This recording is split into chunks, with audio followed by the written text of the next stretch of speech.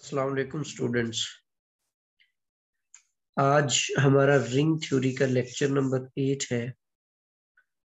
इसके अंदर हम होमोमॉर्फिज्म से रिलेटेड कुछ रिजल्ट्स देखेंगे और रिंग होमोमॉर्फिज्म की एग्जांपल्स हम देखेंगे।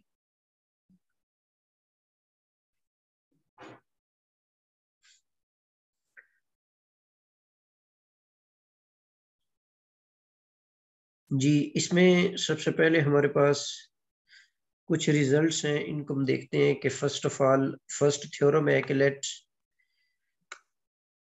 f from r to r prime be a ring homomorphism। f हमारे पास एक रिंग होमोमॉर्फिज्म है और वन जो है ये बिलोंग कर रहा है आर को, तो मतलब R is a ring with unity. Then F of one is unity of F of R. F of one जो होगा ये एफ ऑफ आर की यूनिटी होगा। इसी तरह अगर आपके पास ये एफ जो है ये रिंग एपीमॉर्फिज्म है, ये होमोमॉर्फिज्म सिर्फ नहीं है बल्कि ये एपीमॉर्फिज्म है। एपीमॉर्फिज्म का मतलब होता है ऑन टू होमोमॉर्फिज्म, और इसके अंदर भी रिंग विद यूनिटी है। तो इस सूरत में ये जो एफ ऑफ एन होगा is unity of R prime. ठीक है। अब मतलब कहने का ये है कि अगर आपके पास एक रिंग होमोमॉर्फिज्म है, तो अगर आर के अंदर यूनिटी मौजूद है तो उस यूनिटी की जो इमेज होगी वो आर प्राइम के अंदर होगी। दूसरे लफ्जों में आप ऐसे कह सकते हैं कि सपोज ये हमारे पास रिंग है विद यूनिटी, ये इसका यूनिटी है, इसकी मल्टीप्लिकेटिव आइडेंटिटी है, और यहां पर ये इसकी मल्टीप्लिकेटिव आइडेंटिटी इस रिंग की है। ठीक है। ये रिंग सपोज कर ले कि आर है और ये आपके पास है आर प्राइम। अब ये होमोमॉर्फिज्म हमने डिफाइन किया हुआ है, या ऑन टू होमोमॉर्फिज्म है, एफ ऑफ वन है ये। तो ये जो वन है ये ऑलवेज इसके ऊपर मैप करेगा, इसकी यूनिटी के ऊपर मैप करेगा। जी, इसका जो कन्वर्स है वो लाजमी नहीं होता। ठीक है, मतलब ये ट्रू नहीं है कि अगर आपके पास एफ वन के ये जो आर है इसके अंदर यूनिटी हो भी, जैसे मिसाल के तौर पे हम सपोज कर लेते हैं कि जी से जी पर हमने एक होमोमॉर्फिज्म कंस्ट्रक्ट किया हुआ है। अब जी से जी पर दो होमोमॉर्फिज्म होते हैं, उनमें से एक होमोमॉर्फिज्म जीरो होमोमॉर्फिज्म भी था, जिसके अंदर हम फंक्शन को यूं डिफाइन करते हैं F of N is equal to zero. अब इस जी के अंदर तो वन मौजूद है, तो अगर आप यहां से एफ ऑफ वन का इमेज लेते हैं तो वो तो आपको जीरो मिल जाएगा, और ये जीरो जो है ये इसकी यूनिटी नहीं है। तो ऐसा आपके पास एक होमोमॉर्फिज्म मौजूद है जिसके अंदर यूनिटी होने के बावजूद एफ ऑफ वन जो है वो आर प्राइम की यूनिटी नहीं। जी, इसके अलावा अगर आप कोई भी इसका दो दूसरा होमोमॉर्फिज्म है, आइडेंटिटी फंक्शन, इसके अंदर एक और होमोमॉर्फिज्म था, इसके तहत चेक करेंगे तो फिर ये इसके अंदर होल्ड कर जाएगा। तो कन्वर्स जो है इसका वो होल्ड नहीं करता। थर्ड थ्योरम आपके पास है कि F be a ring homomorphism and one belonging to R. One जो है ये आर जो है वो रिंग विद यूनिटी है, तो जो एफ ऑफ वन होगा is an idempotent element of R prime. ये आर प्राइम का आइडेम्पोटेंट एलिमेंट होगा, यूनिटी का जो इमेज है। फोर्थ रिजल्ट हमारे पास है कि let's F from G M to G N be a ring homomorphism. ये जी एम से जी एन के ऊपर एक रिंग होमोमॉर्फिज्म है। Then F of one is an idempotent element. तो एफ ऑफ वन जो है ये आइडेम्पोटेंट एलिमेंट है, पहली बात। दूसरी बात ये है कि इसका जो एडिटिव ऑर्डर होगा एफ ऑफ वन वो मस्ट डिवाइड एम। मतलब आप इसको यूं भी लिख सकते हैं कि एफ ऑफ वन का जो ऑर्डर होगा, जिसको हम इस तरीके से राइट करेंगे दिस मस्ट डिवाइड एम, ये एम को डिवाइड करेगा। थ्योरम नंबर 5 है, if N divides M and A is an idempotent element of G N, A जो है ये जी एन का आइडेम्पोटेंट एलिमेंट है, then the mapping f of zm to zn defined by f of x is equal to ax is a ring homomorphism। तो उस सूरत में ये आपके पास इसका रिंग होमोमॉर्फिज्म बन जाएगा। The number of ring homomorphism f from zm to zn is given by this formula। इसके अंदर ये जो w of n लिखा हुआ है, this denote the number of distinct prime factors of n। जैसे मिसाल के तौर पर अगर आपके पास n आ जाता है 6, अब 6 की अगर आप प्राइम फैक्टराइजेशन करते हैं तो ये आपके पास 2 और 3 बन जाती है। तो अब इसके अंदर डिस्टिंक्ट प्राइम्स जो है वो 2 है, 2 और 3, तो इसलिए आप w ऑफ 6 मालूम करेंगे तो वो आपके पास 2 आ जाएगा। ठीक है, तो ये प्राइम फैक्टर्स जो है, डिस्टिंक्ट प्राइम फैक्टर्स, उनकी तादाद के बारे में बताते हैं। यहां पर ये जो थ्योरम नंबर 4 और 5 और 6, ये तीनों थ्योरम्स हम आगे चलकर इस्तेमाल करेंगे Zm से Zn के ऊपर होमोमॉर्फिज्म निकालने के लिए। दोबारा हम इनको देख लेंगे एग्जांपल्स के आते हुए, फर्दर कुछ और रिजल्ट्स हैं उनको भी देख लेते हैं। थ्योरम नंबर 7 है कि let's f B a ring homomorphism. f हमारे पास एक रिंग होमोमॉर्फिज्म है और R जो है ये एक कम्यूटेटिव रिंग है। Then its homeomorphic image, sorry homomorphic image f of R is also commutative. तो इस केस में ये भी कम्यूटेटिव होगी। तो इसका जो कन्वर्स है वो भी होल्ड नहीं करता, इसकी एग्जांपल भी देख लीजिए। थ्योरम नंबर 8 है कि let's F be a ring epimorphism, मतलब ये ऑन टू होमोमॉर्फिज्म है। तो अगर आर कम्यूटेटिव होगा तो आर प्राइम जो है वो भी कम्यूटेटिव होगा। मतलब अगर सिर्फ होमोमॉर्फिज्म है तो उसका होमोमॉर्फिक इमेज जो है वो कम्यूटेटिव होगा। अगर वो एपीमॉर्फिज्म भी है तो उस सूरत में आर प्राइम जो है वो कम्यूटेटिव होगा।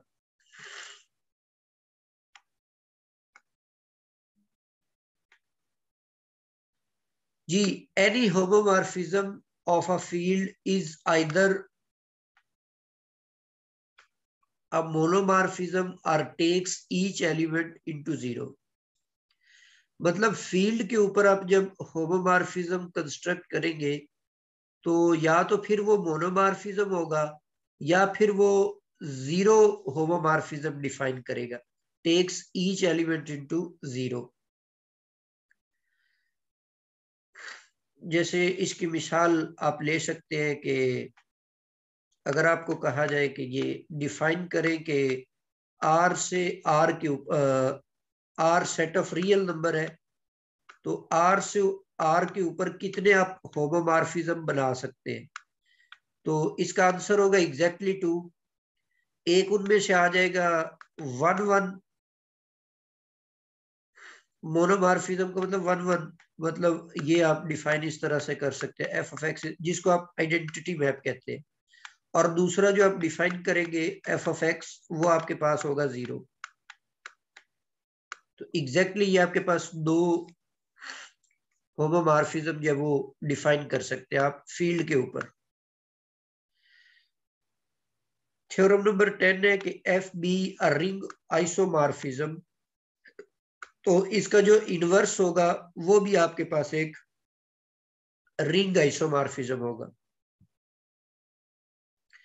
थ्योरम नंबर 11 है कि let R be a ring with unity. R एक रिंग है जिसके अंदर 1 मौजूद है। तो वो मैपिंग जो आप Z से उस रिंग R के ऊपर डिफाइन करेंगे, कैसे डिफाइन करेंगे कि f of n is equal to n into 1 is a ring homomorphism. तो ये भी आपके पास एक रिंग होमोमॉर्फिज्म होगा। थ्योरम नंबर 12 है, let R be a ring with unity.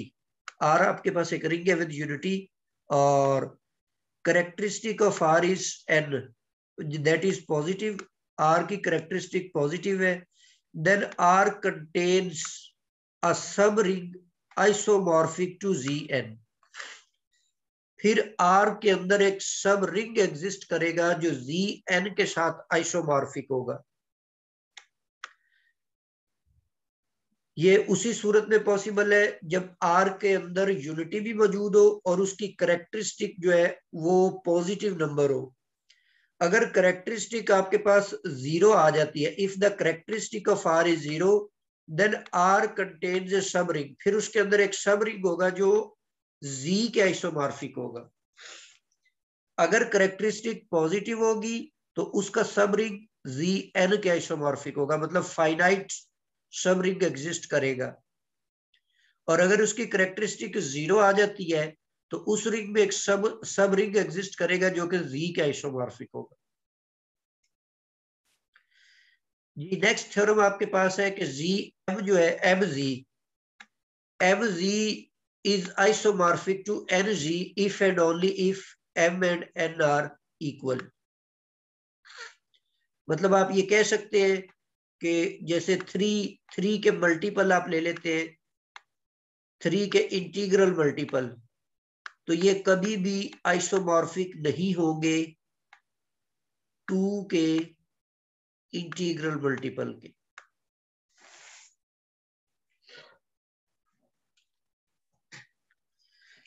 जी इसी तरह थ्योरम नंबर 13 आपके पास है कि let R be a commutative ring. R हमारे पास एक कम्यूटेटिव रिंग है और हम सपोज कर लेते हैं कि P X is equal to 0 for all X belonging to P where P is a prime. मतलब जैसे दूसरे लफ्जों में आप ये कह सकते हो उसकी करेक्टरिस्टिक जो है ना वो प्राइम है। This is the definition of characteristic. मतलब आर आपके पास एक रिंग है और उसकी करेक्टरिस्टिक जो है वो प्राइम है। तो फिर अगर आप आर से आर के ऊपर मैपिंग डिफाइन करते हैं, आर से आर पर एक मैपिंग डिफाइन करते हैं इस तरीके से कि F of X is equal to X raise to पर पी। मतलब एक्स की पावर में आप वो करेक्टरिस्टिक जो प्राइम करेक्टरिस्टिक थी वो यूज करके फंक्शन डिफाइन कर लेते हैं, तो ये जो फंक्शन होगा ये होमोमॉर्फिज्म होगा। सिमिलरली अगर आपके पास आर और एस ये टू कम्यूटेटिव रिंग्स है विद यूनिटी, ये दोनों कम्यूटेटिव भी है और इनके अंदर यूनिटी भी है, तो अगर आप इस तरीके से एक मैपिंग डिफाइन करेंगे आर से एस के ऊपर तो ये एक ऑन टू होमोमॉर्फिज्म होगी। मतलब ये होमोमॉर्फिज्म हो, एक ऑन टू होमोमॉर्फिज्म हो, और जो आर की करेक्टरिस्टिक है वो नॉन जीरो हो, तो फिर जो एस की करेक्टरिस्टिक है वो आर की करेक्टरिस्टिक को डिवाइड करेगी। इसी तरह 15 थ्योरम है कि G M can be regarded as a सब ring of G N if and only if M divides N. मतलब जो Z3 है इसको आप मान सकते हैं कि ये Z6 का सब रिंग है, ठीक है। मतलब ऐसे कोई पॉसिबिलिटी हो सकती है क्योंकि ये जो 3 है ये डिवाइड करेगा 6 को। जी Zn has no non zero nilpotent. Zn के अंदर कोई नॉन जीरो निलपोटेंट एलिमेंट नहीं होगा if and only if n is square free. जैसे मिसाल के तौर पर Z3 के अंदर आप निलपोटेंट एलिमेंट्स मालूम करना चाहते हैं, लेकिन इसके ऑर्डर को अगर आप प्राइम फैक्टराइजेशन की सूरत में लिख देते हैं तो अब यहाँ पर कोई भी स्क्वायर्ड नंबर नहीं है, सारी स्क्वायर फ्री है। तो इसका मतलब है कि Z3 के अंदर कोई नॉन जीरो निलपोटेंट मौजूद नहीं होगा, सिर्फ इसके अंदर एक ही निलपोटेंट एलिमेंट मौजूद है और वो जीरो है।